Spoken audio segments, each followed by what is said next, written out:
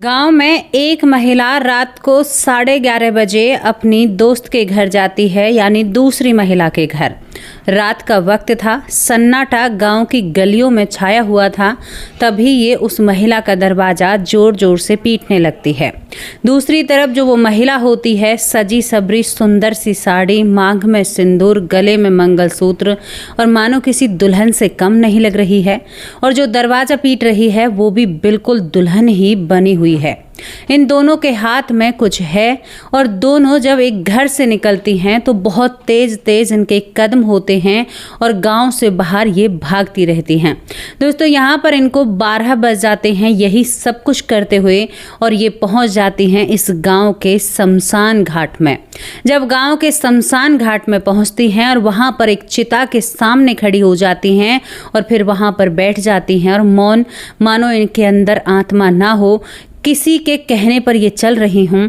तभी दोस्तों यहाँ पर इस शमशान घाट में एक भूत उत्पन्न होता है।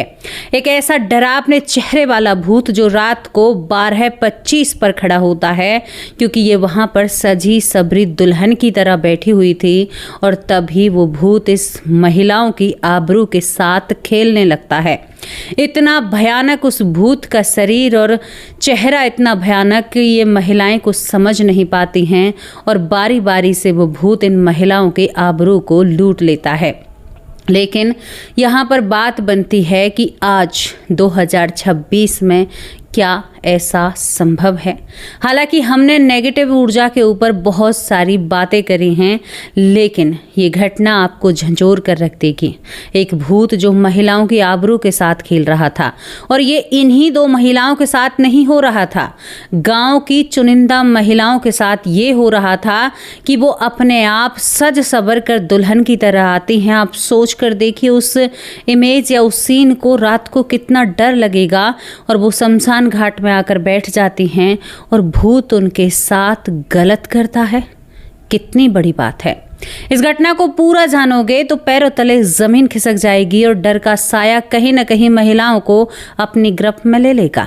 जानना चाहते हो इस घटना को? ध्यान से सुनना। आपके लिए और उन महिलाओं के लिए बहुत ज़रूरी है जो महिलाएं हद से ज़्यादा किसी न किसी चीज़ पर भरोसा करती हैं। आज हम कुछ ऐसी बातें खोलने वाले हैं, कुछ ऐसे पर्दे हटाने वाले हैं जो आपके लिए ज़रूरी हैं, और तभी हम कुछ काम करते हैं या आप लोगों के सामने उस चीज़ को लाते हैं जो आपके लिए बहुत ही ज़्यादा ज़रूरी है और बहुत ही ज़्यादा ज़रूरी है। इस घटना को सुनना, पूरा हमारे साथ सुनना, और इस घटना को सुनने के लिए आपको हमारे साथ उत्तर प्रदेश के बस्ती ज़िले में चलना होगा, जहां पर आसपुर गांव पड़ता है। आसपुर गांव में एक जगपाल नाम का व्यक्ति रहता है। दोस्तों, जगपाल जो होता है कारखाने में काम करता है और उसकी हमेशा रात की ड्यूटी होती है। वहाँ पर वो रात को काम करता है। महज 18,000 रुपये इसकी तनख्वाह होती है। जगपाल मस्ती भरी जिंदगी जीता है। शराब और कबाब में डूबने वाला व्यक्ति था। जिंदगी में कोई भी गम आसपास नहीं था। घर का खर्चा चलाने के अलावा इसके कोई भी सपने नहीं थे। कोई भी महल बनाने का या बच्चों के लिए जोड़ने का कोई भी सपना नहीं था। दोस्तों, जगपाल जो होता है धीरे धीरे अपनी ज़िंदगी जी रहा था। जगपाल कभी नौकरी जाता है, कभी नहीं जाता है। अब एक दिन जगपाल का जो मालिक होता है, जो फैक्ट्री का मालिक होता है, यानी कारखाने का मालिक होता है, जगपाल को बुलाता है, भाई तुम्हारी तनख्वाह है, तुम अपनी तनख्वाह लेकर जाओ। जगपाल जो होता है वो तनख्वाह लेकर आता है और तनख्वाह लेने के बाद घर आता है, जिसकी 18,000 रुपये तनख्वाह होती है, जिनमें से 8,000 कुल अपनी पत्नी को राशि देता है। और जिस पत्नी का नाम यहाँ पर आपको बता दूँ, यहाँ पर शारदा देवी जगपाल की पत्नी का नाम होता है। शारदा को जब 8,000 रुपये मिलते हैं तो शारदा की आंखों में आंसू आ जाते हैं। शारदा हमेशा से कहती है कि तुम मेरा साथ नहीं देते। मोहल्ले की महिलाएं बहुत आभूषण बनवाती हैं, जीवन आनंद से बिताती हैं, लेकिन तुम 10,000 महीने के दारू के ऊपर लुटा देते हो। लेकिन जगपाल जो होता है, उन्हें इन बातों से कोई भी फर्क नहीं पड़ता है। दोस्तों, यहाँ पर दूसरी तरफ शारदा की आदतें आपको बताऊं, वो जल्दी से जल्दी हर किसी पर भरोसा कर लेती हैं। जादू टोने, भूत प्रेत पर वो बहुत विश्वास करती है। उसका विश्वास अटूट होता है। कोई भी उसके द्वारे पर आ जाए तो वो उसे खाली हाथ नहीं जाने देती है। और जैसे जो बताता है ना, काले जादू पर उसका सबसे ज़्यादा भरोसा है कि किसी पर टोना टोटका कैसे किया जाता है या काला जादू कैसे किया जाता है।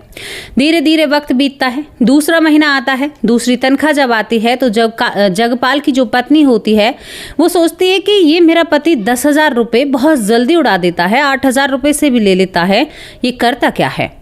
जगपाल को तनख्वाह मिली थी, कारखाने के मालिक ने तनख्वाह दी, यहाँ पर 18,000 रुपये मिले। जगपाल ने 8,000 पत्नी को दिए, 10,000 जेब में डालकर जगपाल रात को 10:30 बजे घर से निकलता है। पत्नी ने पूरा कामकाज छोड़ा, जगपाल का पीछा किया। जैसे ही वो देखती है तो जगपाल यहाँ पर एक गायत्री देवी नाम की महिला थी जो पूरे गांव में मशहूर थी। किसी न किसी गांव में एक महिला ऐसी होती है जिसका नाम बहुत पहुंचा हुआ होता है। समझ चुके होंगे किस तरफ इशारा है मेरा। वो महिला ऐसी थी कि पराये पुरुषों के साथ उसके रिश्ते थे, नाजायज रिश्ते थे। अब यहाँ पर जब ये सब कुछ शारदा देखती है, शारदा देवी जो होती है वो टूट जाती है, क्योंकि उसका पति उसके दरवाजे पर खड़ा हुआ था, सामने वो थी, लचक रही थी, बहुत सुंदर मेकअप किया हुआ था।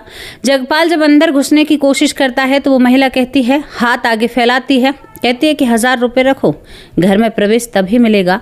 और दोस्तों यहाँ पर एक ही पुरुष ऐसा नहीं था, गांव में ज़्यादातर लोग उस फैक्ट्री में लगे हुए थे, जो यहाँ पर कारखाने में लगे हुए थे, और हर वो इंसान उसके पास जाया करता था जिसे शायद नई नई महिलाओं की तलब थी या अपनी भूख कुछ और तरीके से मिटाना चाहता है। अब यहाँ पर ये सब कुछ देखकर उसकी पत्नी जो शारदा देवी होती है वो बिल्कुल रोने लगती है, विचलित होती है, परेशान हो जाती है। अब वो रोती हुई होती है, इसी की एक सहेली होती है जिसका नाम लता होता है। लता कुछ काम से इसके घर आती है। जब लता इसके घर आती है तो लता कहती है कि शारदा तुम क्यों रो रही हो।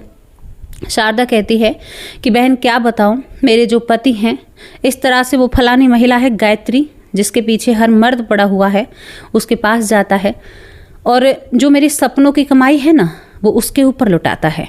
मुझे बहुत तकलीफ और दुख होता है।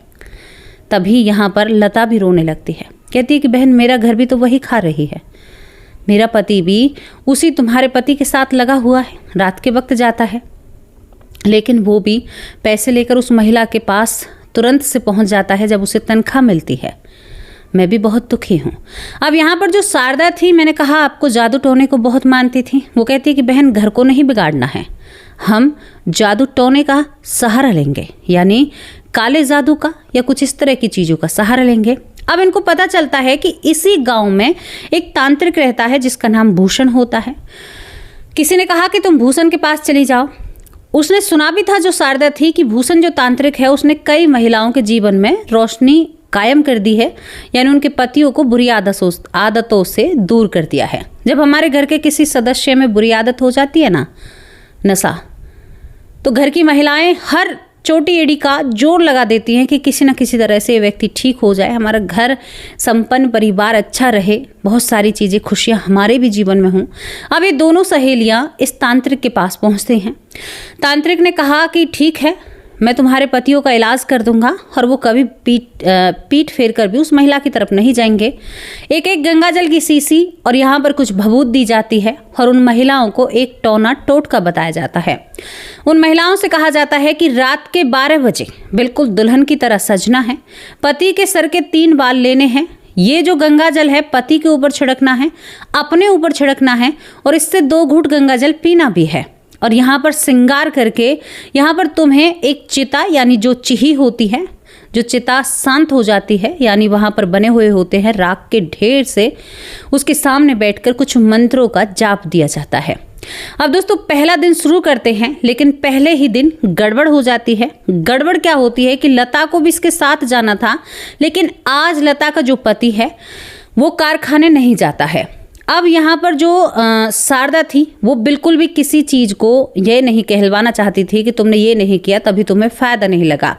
दोस्तों शारदा ने एक खूबसूरत सी साड़ी पहनी, गहने जेवर पहने, अच्छा सा श्रृंगार किया और उस गंगा जल को अपने ऊपर छिड़का, 2 घूंट गंगा जल लिया, भभूत अपने आप में ग्रहण की और अपने पति के साथ भी यही किया। दूसरी तरफ जो जगपाल था, भले ही वो पराई महिलाओं की तरफ रुझान था, लेकिन वो अपनी पत्नी को भी बहुत प्रेम करता है। पत्नी की आदतों को समझता है। पत्नी ने कहा कि तुम्हारे सर के 3 बाल चाहिए। वो कहता है कि तुम शारदा देवी, तुम कब तक इन चीज़ों में पड़ोगी, इन आदतों से बाहर आ जाओ, ऐसा कुछ भी नहीं है। शारदा ने कहा देते हो या नहीं देते, मुझे तुम्हारे सर के बाल चाहिए।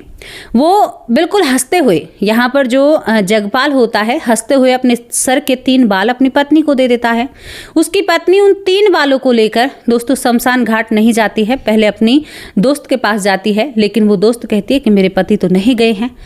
वो कहती है कि बहन मैं नहीं छोड़ सकती, और वो शमशान घाट में 12 बजे तक पहुंच जाती है।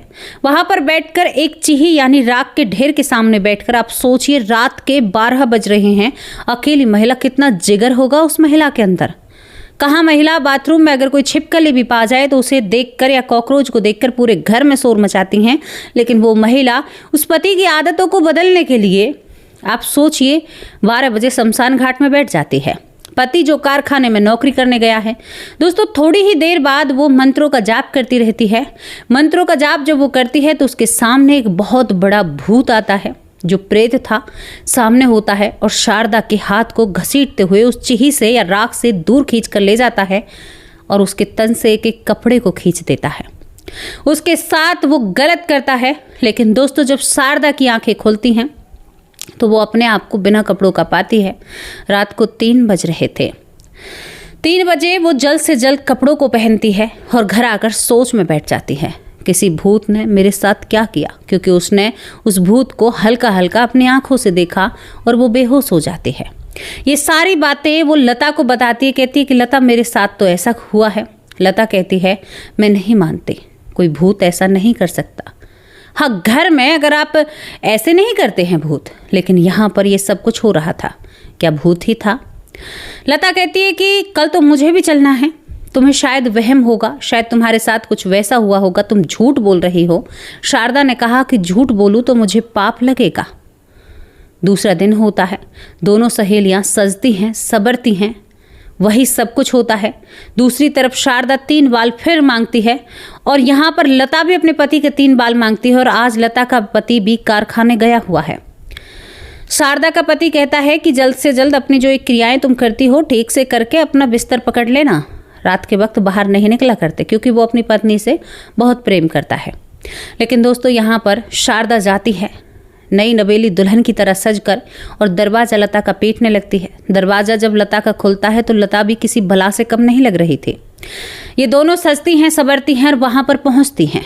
शमशान घाट वही 12:15 पर या 12 बजे पहुंच जाया करती हैं। और आज भी ये जब बैठती हैं तो आज इन दोनों को हाथ पकड़कर वो बहुत बुरी आत्मा खींचकर खेत में ले जाती है और इनके साथ गलत किया जाता है।